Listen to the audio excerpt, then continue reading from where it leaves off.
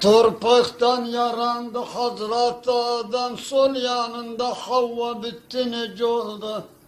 Ay Musa Bahri içinden yol etti geçti, Fir'un gırak oldu battı nece oldu.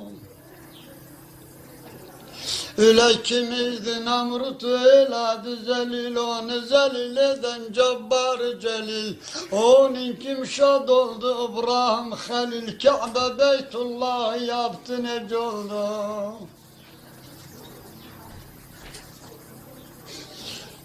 Ay haktan amir geldi, karar aldı, yeryüzünü tufan aldı bürüdü.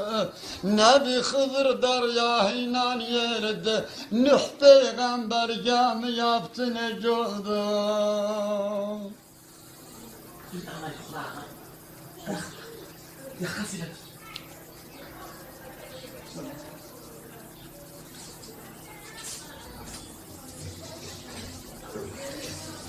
Gene müşrik münafıklar gelmezler yola, Allah emreledi Cibrail bile.